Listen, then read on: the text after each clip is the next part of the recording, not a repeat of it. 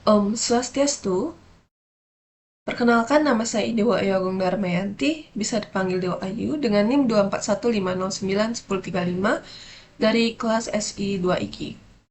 Jadi di sini saya akan memaparkan materi dari artikel yang berjudul Kehidupan Setelah Kematian. Nah, apakah yang terjadi setelah kematian? Jadi, penelitian spiritual telah menunjukkan bahwa manusia terdiri dari 4 tubuh dasar, yaitu yang pertama ada fisik, mental, kausal atau intelektual atau kecerdasan. Yang keempat ada suprakausal atau ego halus tak kasat mata. Jadi setelah kematian hanya tubuh fisik dan vital yang ditinggalkan. Nah, di sini ada dua gambar. Jadi, gambar pertama itu terdiri dari apakah kita. Nah, kita terdiri dari tubuh halus, ada tubuh suprakausal atau ego halus. Jadi, isinya perasaan bahwa kita terpisah dari Tuhan.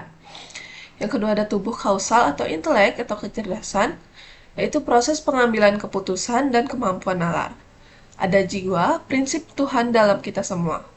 Nah, tubuh mental atau pikiran, perasaan emosi-emosi dan keinginan-keinginan.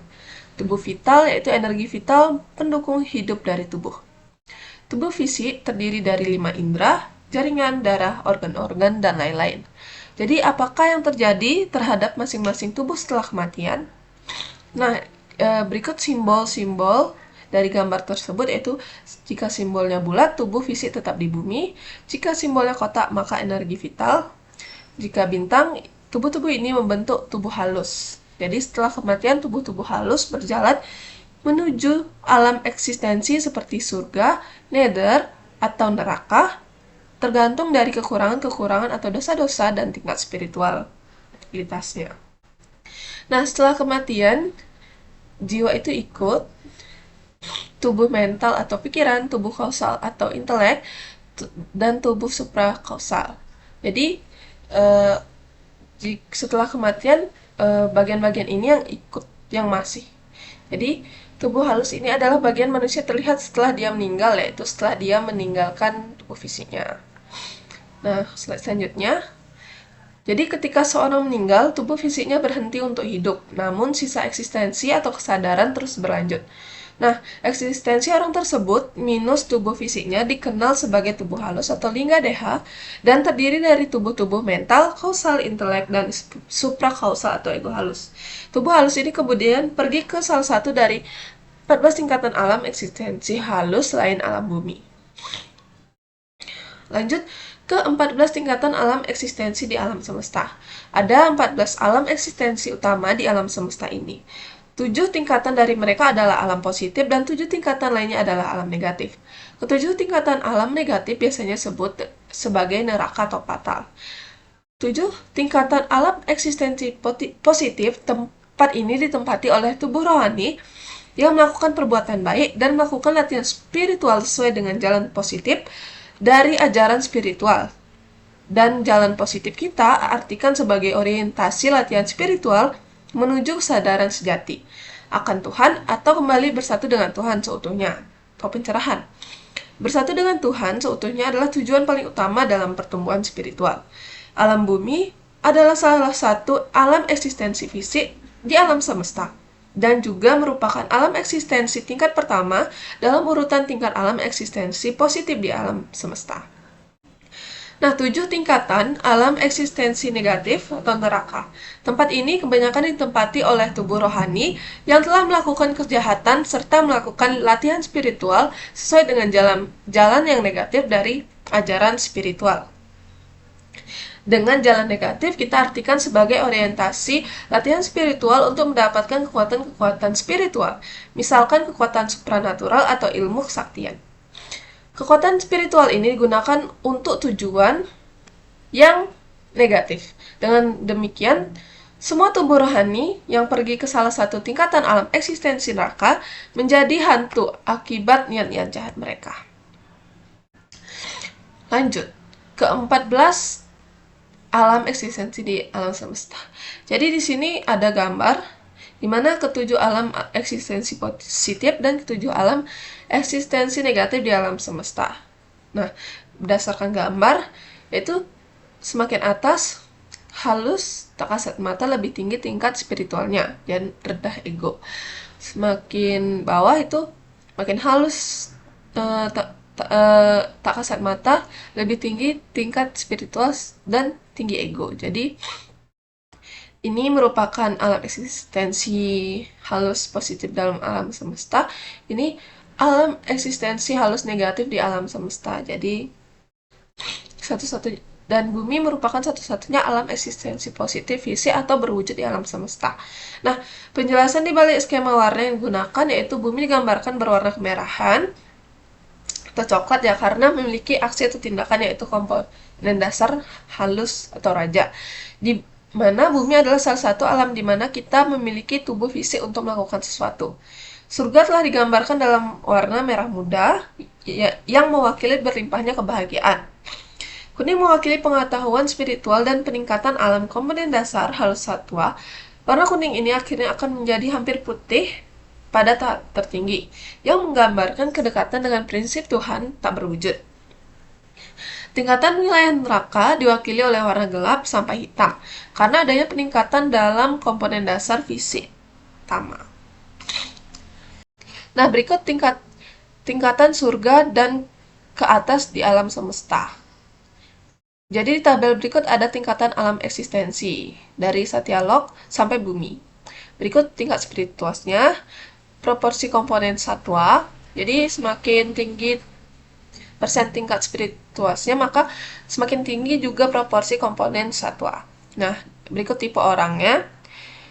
Misalnya di Satyalok, berarti tipe orangnya itu paham hampir segalanya. Jika di bumi, hanya rata-rata. Lalu ada tubuh dominan. Ini di bumi, tubuh dominannya itu fisik, dan Satyalok, tubuh dominannya itu ego halus. Di sini juga ada emosi dominan. Lanjut, berdasarkan nomor-nomor pada tabel sebelumnya, jadi semakin tinggi alam eksistensi, semakin halus, tidak bisa dilihat dengan panca indera, hanya bisa diakses dengan indera keenam atau indera tingkat tinggi. Yang kedua itu sebagian besar manusia masuk nether atau neraka setelah mati karena kurangnya latihan spiritual dan banyaknya keinginan duniawi. Yang ketiga, nether. Zona transisi berbahaya. Jiwa masih punya keinginan dan bisa menjadi hantu, rentan diserang oleh entitas dari neraka.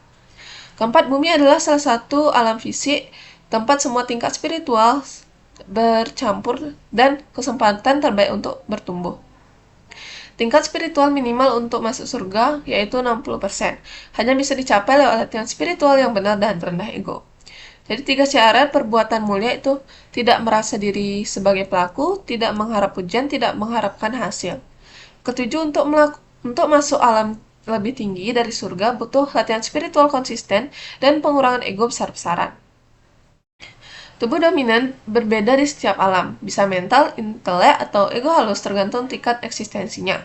Di nether masih ada sedikit kebahagiaan, tapi lebih banyak penderitaan dibanding hidup di bumi. Di surga dan alam lebih tinggi, kebahagiaan makin murni tanpa penderitaan. Bliss, bahagia ilahi, serenity, kedamaian total. Nah, ada tingkat alam eksistensi positif dan reinkarnasi di bumi. Jadi yang pertama, orang di Maharlok harus reinkarnasi ke bumi untuk melunasi karma. Kedua, orang yang mencapai Maharlok atau Janalok tidak wajib reinkarnasi, bisa memilih lahir kembali untuk misi spiritual. Yang ketiga, meski di bawah 60%, seorang bisa masuk Maharlok jika punya potensi spiritual yang tinggi, yaitu emosi spiritual buffer tinggi, ego rendah, niat kuat untuk tumbuh spiritual, latihan spiritual yang meningkat tidak dipengaruhi energi negatif. Energi negatif bisa menghambat masuk ke alam positif, bahkan jika tingkat spiritual sudah 60%. Selanjutnya ada pentingnya alam eksistensi di bumi. Alam bumi sangat penting karena satu-satunya tempat di mana kita bisa tumbuh secara spiritual dengan cepat dan melunasi karma. Berkat keberadaan tubuh fisik di luar bumi, pertumbuhan spiritual hanya mungkin terjadi di tingkat sangat tinggi, seperti Maharlok. Sementara di surga, jiwa bisa terlena dalam kebahagiaan, dan nether atau neraka penderitaan terlalu berat untuk memungkinkan latihan spiritual yang efektif. Nah, selanjutnya itu ada apa itu neraka, siapa yang pergi ke neraka, dan seperti apakah tingkatan neraka tersebut. Nah, di sini ada tabel, ada gambar. Jadi semakin rendah tingkatan neraka, semakin berkurang unsur satwa dan semakin parah penderitaan yang dialami. Di sana beberapa hantu dan iblis justru melakukan latihan spiritual negatif untuk untuk mendapatkan kekuatan, dan yang paling kuat adalah penyihir dari neraka tingkat ketujuh. Tingkat kebahagiaan terus menurun, sedangkan penderitaan meningkat karena kenangan masa lalu yang menyakitkan dan keinginan yang tak terpenuhi. Hukuman di setiap tingkatan neraka dan sumbalam nara semakin berat dan lama. Bahkan hukum di nara bisa 150% lebih berat dari neraka yang terkait. Nah, tabel berikut merupakan gambaran dari contoh-contoh kebahagiaan dan penderitaan beserta intensitas rata-ratanya yang kita alami dalam berbagai tingkat neraka. Jadi neraka pertama, proporsi kebahagiaannya 30%, contoh kebahagiaannya itu mengalami kebahagiaan dengan tenggelam dalam kenang-kenangan peristiwa positif di kehidupan masa lalu. Proporsi dari ketidakbahagiaan ke 50%. Contoh dari ketidakbahagiaan itu mengalami ketidakbahagiaan karena kenangan-kenangan akan rasa sakit fisik dan peristiwa-peristiwa penghinaan di kehidupan masa lalu. Nah, yang kedua itu ada proporsi kebahagiaan 25%. Contoh dari kebahagiaannya itu hanya kenangan-kenangan menyenangkan akan harta kekayaan dalam transaksi-transaksi duniawi. Proporsi dari ketidakbahagiaan itu 55%. Contohnya itu mengalami ketidakbahagiaan karena kenang-kenangan akan hasil keinginan dan tidak terpenuhi, yaitu pendidikan, rumah, karir, kebahagiaan dari anak-anak. Begitu juga sampai neraka ketujuh. Ini jika di neraka tingkat ketujuh itu kebahagiaan tidak ada, proporsi dari ketidakbahagiaan itu 100%. Jadi contohnya itu penderitaan terus-menerus mewujudkan rasa apatis atau tidak peduli. Nah, eh, adapun pergerakan lintas tingkatan pada alam eksistensi halus di alam semesta. Di sini ada 3 komponen dasar halus tak kasat mata dalam rata-rata orang di era ini. Nah, pergerakan ketingkatan alam eksistensi ditentukan oleh sifat dasar seorang satwa raja tama dan tingkat spiritualnya. Tubuh halus tidak bisa naik ke alam yang lebih tinggi jika tidak memenuhi syarat, dan yang dari neraka tingkat rendah tidak bisa turun ke tingkat yang lebih mendalam. Setelah kematian, energi vital dilepas dan mendorong tubuh halus menjauh dari bumi. Berat tubuh halus yang ditentukan oleh tingkat kemurnian dan kekotorannya menentukan kemana ia akan pergi. Jadi ketiga komponen dasar halus, kita masing-masing terdiri dari 3 komponen dasar halus, non-fisik, total kasat mata atau gunas. Komponen ini bersifat spiritual dan tidak dapat dilihat, tetapi mereka menentukan kepribadian kita. Ketiga komponen tersebut ada satwa, kemurnian dan pengetahuan, ada raja, aksi dan gairah, ada tama, ketidaktahuan dan inersia. Di dalam rata-rata orang di era ini, komponen halus dasar tama mereka mencapai 50%. Nah, selanjutnya ada pentingnya keadaan mental sesaat sebelum kematian. Keadaan mental menjelang ajal sangat berpengaruh terhadap tujuan kematian. Jika seseorang wafat sambil menyebut nama Tuhan dengan tulus dan dalam keadaan berserah, maka tubuh halusnya menjadi lebih ringan dan cenderung menuju alam eksistensi yang lebih tinggi. Chanting atau zikir saat kematian dapat meminimalkan pengaruh negatif dari keinginan, ketertarikan, atau gangguan makhluk halus. Bahkan orang yang wafat dalam keadaan penuh kepasrahan rohani bisa langsung menuju alam tinggi dengan cepat karena sudah tidak lagi terkait ego dan kesejahteraannya dijaga oleh guru spiritual. Berikutnya ada jenis-jenis perbuatan dalam kehidupan kita di bumi yang biasanya menempatkan kita dalam salah satu tingkatan neraka. Nah, sama seperti tabel tadi, jadi ada 7 tingkatan neraka. Saya ambil contoh dari yang pertama itu persen dari kekurangan atau perbuatan tercela di kehidupan seorang. Kalau di neraka pertama itu 40%. Contohnya itu menyebabkan kerugian terbatas pada individu-individu. Nah, jika di level 7 itu persen dari perbuatan tercela di kehidupan seorang itu sampai 90%. Contohnya itu menyebabkan kerugian besar bagi bangsa, negara secara keseluruhan untuk mereka yang bekerja di masyarakat. Nah, selanjutnya ada bunuh diri dan kehidupan di alam setelah kematian. Jadi, jenis kematian ada dua, yaitu kematian yang ditakdirkan.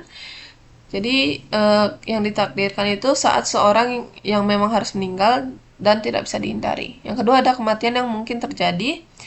Jadi, kematian yang bisa terjadi tapi masih bisa dicegah, misalnya karena pahala atau kebaikan sebelumnya. Nah, bunuh diri termasuk kematian yang mungkin terjadi karena tekanan hidup yang berat atau gangguan kepribadian. Sering diperparah oleh pengaruh negatif, seperti hantu atau entitas halus jahat yang mendorong seseorang untuk mengakhiri hidupnya. Bunuh diri tetap termasuk dosa karena dianggap sebagai tindakan yang menyiapkan kesempatan berharga untuk pertumbuhan spiritual di bumi. Konsekuensi spiritual dari bunuh diri yaitu jiwa orang yang bunuh diri pasti masuk ke alam warlock atau nether. Jiwa orang tersebut memiliki banyak dosa atau niat bunuh dirinya negatif, maka jiwa bisa turun ke tingkatan neraka yang lebih rendah. Tingkat dosa berdasarkan tingkat skala itu 0 sampai 100. Membunuh orang suci itu skalanya 100, membunuh manusia biasa 40. Bunuh diri sekitar 30% dari membunuh orang lain. Dosa ini lebih ringan tetapi tetap besar dan biasanya dilakukan oleh orang yang tingkat spiritualnya rendah akibat depresi yang berkepanjangan.